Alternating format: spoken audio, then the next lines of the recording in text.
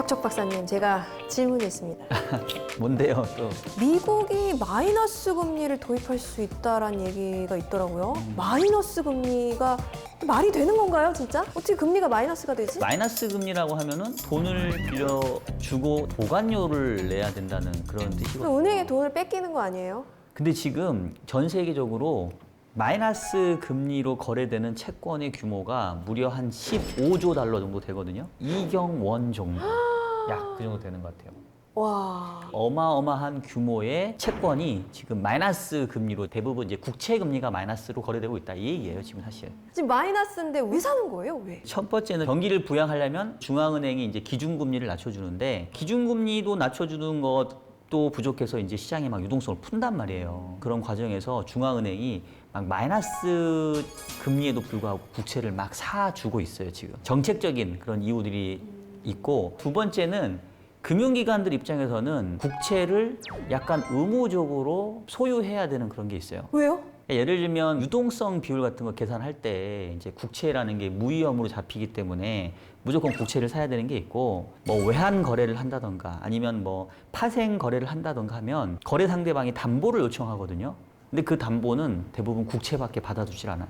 그런가요? 예. 국채는 받아주고 반보로. 맞습니다. 담보로 국채를 가지고 있어야 제반적인 금융 거래가 가능하니까 금융기관들은 국채를 뭐 어쩔 수 없이 가져가야 되는 게 있고, 금리가 하락하면 이 금리하고 채권 가격은 이제 거꾸로 움직이거든요. 지금 마이너스 금리이지만 더 마이너스 금리로 가면 투기적으로 내가 채권 사서 또 이익을 낼 수도 있죠. 뭐 이제 이런 것들이 다 합쳐져서 지금 국채 금리가 마이너스에 지금 거래되고 있다라고 보면 될 것 같아요. 저 항상 늘 감탄합니다. 이게 어떻게 이게 많은 걸 다 알고 계시는지. 아무리 봐도 박사님은 이거 다 아셔가지고 돈 많이 버실 것 같은데. 이거는 네. 약간 이제 기관 투자자들이 이제 이렇게 할 수 있고, 개인 투자자들이 막 마이너스 금리에 국채에 투자하고 뭐 이러긴 사실 쉽지. 근데 맛있는 거 좀 사세요.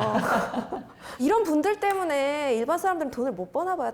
다 이게 호갱인가 봐. 아니라니까 자꾸 나한테 그래요. 그러면요, 저 궁금한 게 또 중앙은행이 이렇게 기준금리를 낮추면 뭐 어떤 일들이 일어나고 어떤 효과가 발생을 하는 거죠? 은행의 시스템 중에 지급준비금 제도라는 거를 좀 알 필요가 있어요. 지급준비금? 중앙은행이 제도적으로 시중은행에게 예금의 일부는 무조건 언제든지 예금자가 찾아갈 수 있게 따로 떼어놔라.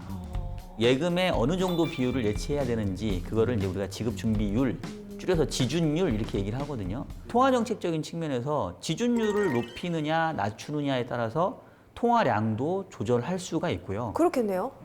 그리고 시중은행이 이제 지급준비금만큼만 중앙은행에 예치하는 게 아니라 어떨 때는 돈이 너무 남아 돌아가지고 지급준비금 이상으로 중앙은행에 예치할 수 있거든요. 초과 지준금을 예치하면 그만큼에 대해서는 이자를 주게 돼 있어요. 최근에 이제 경제 상황이 안 좋으니까 시중은행이 대출할 그럴 마땅한 대상을 발견을 못 하는 거예요. 그래서 자꾸 시중은행이 중앙은행에게 돈을 더 맡겨. 니네들 자꾸 우리들에게 필요 이상으로 돈을 맡기면 이제는 이자를 주는 게 아니라 보관료를 매길 거야.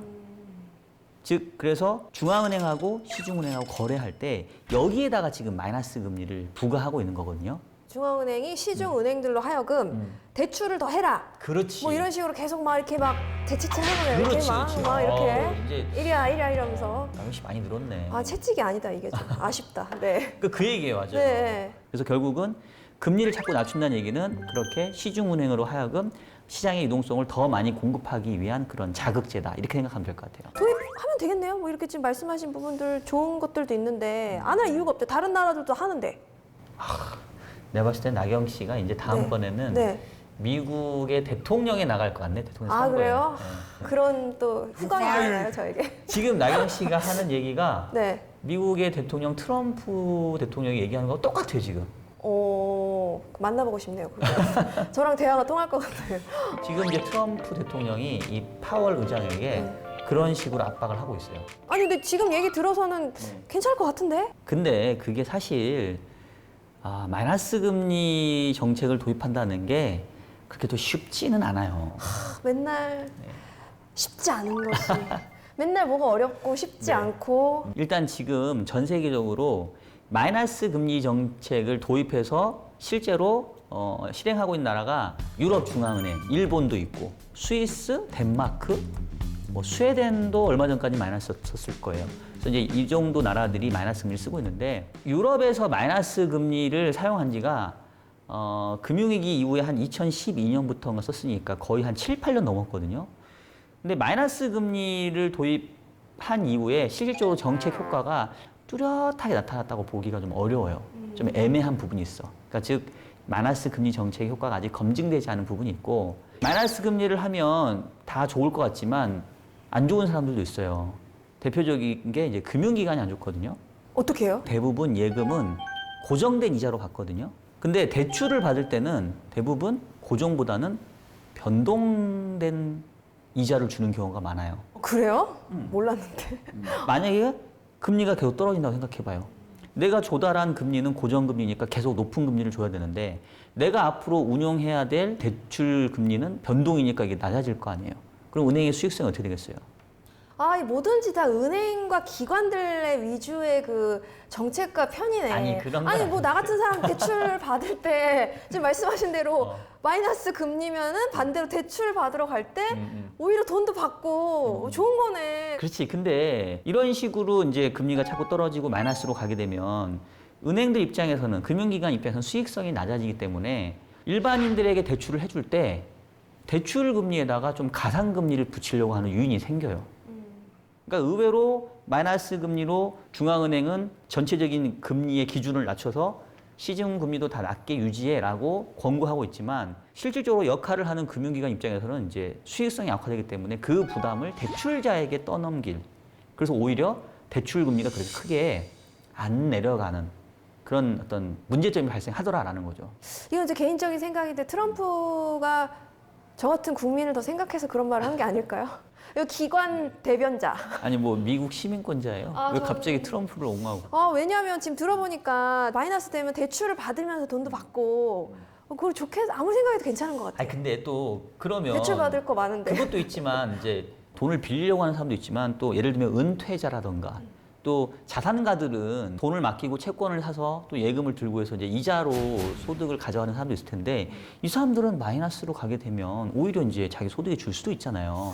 그러네요. 이게 알고 보니 이런 것들도 좀 있네요. 그래서 우리가 초단기성 자산에 투자하는 상품을 이제 MMF라고 하거든요. 우리나라도 있어요. 근데 미국의 MMF 펀드 수탁고가 이제 계속 꾸준히 늘어났는데 이 MMF에 투자하는 것들이 대부분 다 이런 단기 그 채권 단기 상품인데 만약에 미국 중앙은행이 기준금리를 마이너스로 가져갔다. 그게 궁금해요. 어떤 일이? 그러면 이제 기존에 단기 자금에 투자했던 이 MMF는 더 이상 투자할 유인이 없는 거예요.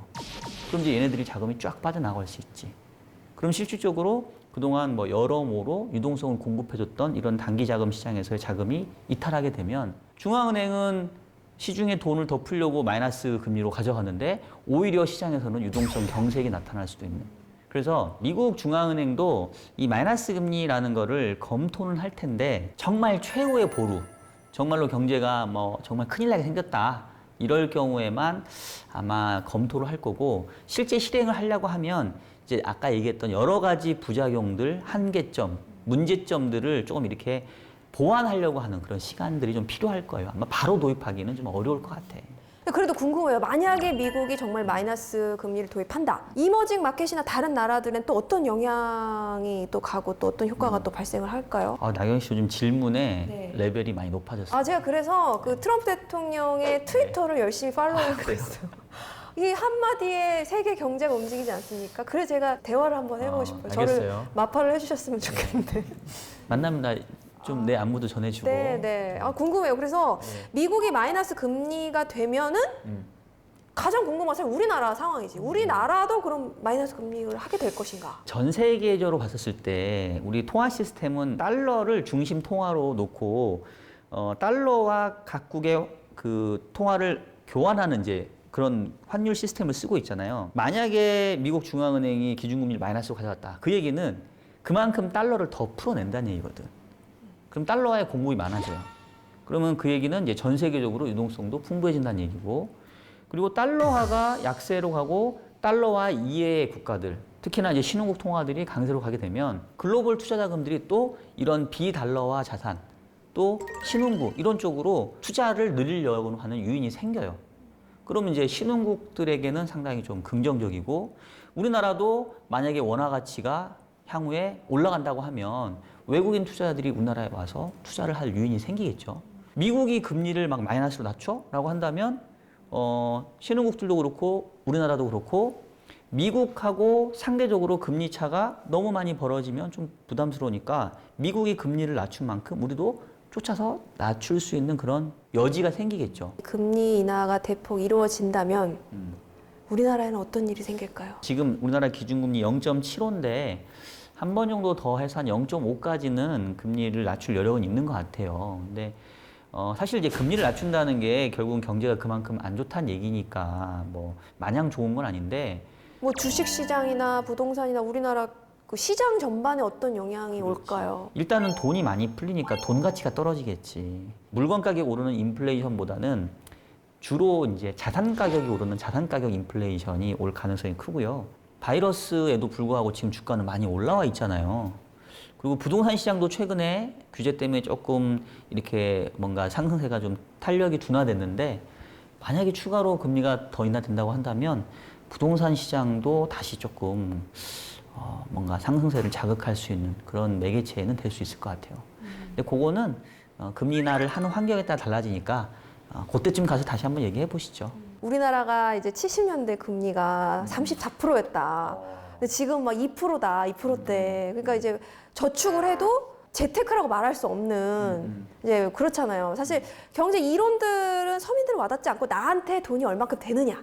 그게 가장 중요한데 그럼 어디 투자해야 되는 거야? 만약에 앞으로 금리가 계속 더 떨어질 거다라고 생각이 되면 가장 단순하게는 그냥 채권에 투자를 하면 금리가 하락한 만큼 채권 가격이 오를 수 있으니까 거기서 이제 일단 수익을 볼 수는 있어요. 아, 근데 채권은 좀 주식보다 좀 와닿지가 않고 좀 어려울 것 같은데. 그 기관들이나 이렇게 하고 막 그런 거 아니에요? 개인들이 접근하기는 좀 어렵고 손해만 보는 거 아닌가? 아니야. 요즘에 개인 투자자들도 채권 투자를 할 수 있는 방법이 얼마나 많은데요. 그래요? 네.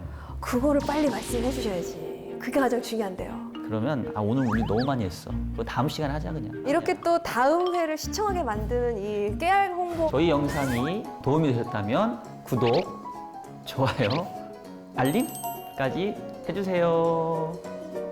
됐어? 잘하셨어요.